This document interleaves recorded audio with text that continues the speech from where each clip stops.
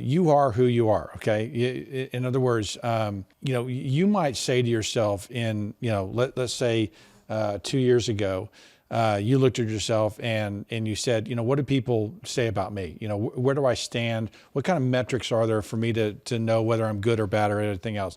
I mean, you can look at your body of work and, know kind of where you stand. Now, it typically takes someone from the outside looking at that, but I'll often talk to people about their marketing and the way they're going to sell their business, the stories they're going to tell.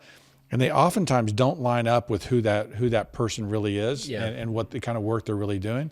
And so you end up pigeonholing yourself, and pointing to Richard again, you ended up pigeonholing yourself into that world where you were working for homeowners, you were building and painting, installing, those were turnkey jobs.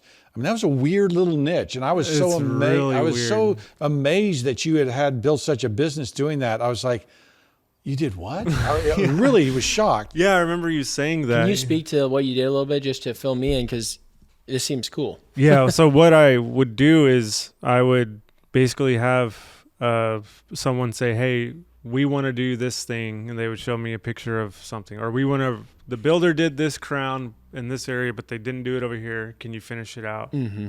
So, yeah, we would come in. They would show us a picture of Pinterest, make us this accent wall. We've done tons of those. Yeah. And we would come in and do it turnkey. So I'd buy the materials, do all the installation, do all the prepping, all the painting, touch-ups. Like, we walk out, it looks like it's always been there. Got it.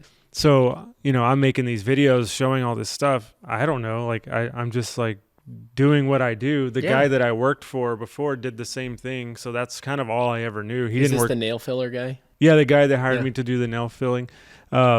They were turnkey too. So I was like, I guess that's what we do. I didn't know there was like just carpenters. Like, I know that sounds crazy. What does turnkey mean? What does that mean? Turnkey is like, Start to finish. You do everything. Like Cool. usually, like You don't have to call anybody else. He does everything. Yeah, and like a lot, like what we do for Brent's company now is we just do carpentry. Yeah. And the painters paint it. But you didn't know carpenters existed. No, I didn't know that. Like, you weren't supposed to paint. Yeah. Like, people were telling me in the comments a lot, like, put the brush down. Like, Yeah. I'm like, why? I don't get it. That is so interesting. Really weird. Yeah, it's a really weird place. It's a weird. It was a weird place, and it was a homeowner only. He never worked for builders. That turnkey piece of it, and the projects he was doing, right? And it's just like I was like looking at him, going, I didn't even know that world existed, right? And I didn't know you were. Yeah, in your isn't world. that fascinating? That is weird. That I was looking at Richard, going, okay, stop, okay, and so I saw the value that I didn't. When we first started talking, I didn't know he was going to come work for us and start doing stuff. And so it ended up working out great.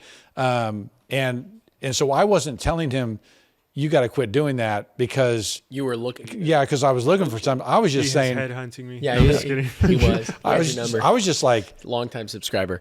I could tell that he was passionate, right? I'd tell that he cared and that he wanted to do it right. Mm-hmm. And so I wanted to help him get there. And so my thing was, you got to go talk to builders. Yeah, Didn't I give you a long list of builders? I've talked to a couple of them. Bettis was one of them. Yeah. Bill, I've talked to Bill, and like I've done a couple of things for him even, and like Yeah. it was just a whole different experience. My first experience was working with you guys, but yeah, I was just like, this is cool. But I was also telling him he could make more money too. I really do. I mean, I like painting. Like, Yeah. like I do like being That's able. not the favored part. Well, it's back to like being a competent, like on the way to a master. Like, Yeah. I like the fact that I can talk finishes.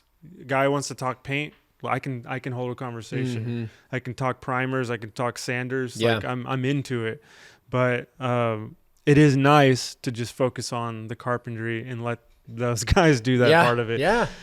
Yeah, and you were telling me, you're like, how much are you charging? I say X amount. And he's Mhm. like you're What are you doing? cheating yourself. Mhm. Yeah, you should be charging X amount.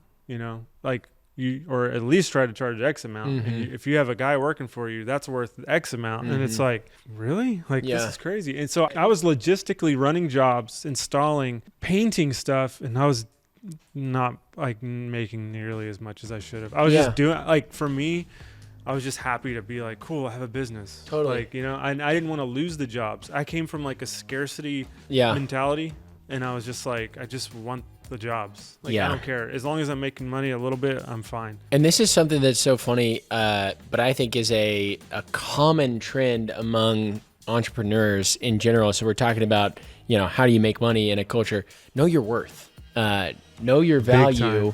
And I think that lesson can only come from people who have previously not known their worth. Because, I'm hearing this about you, Richard, for the first time. I've known this about you where you've been, well, I should probably charge this much. It's like, you're probably worth this much, And so it's an interesting cycle.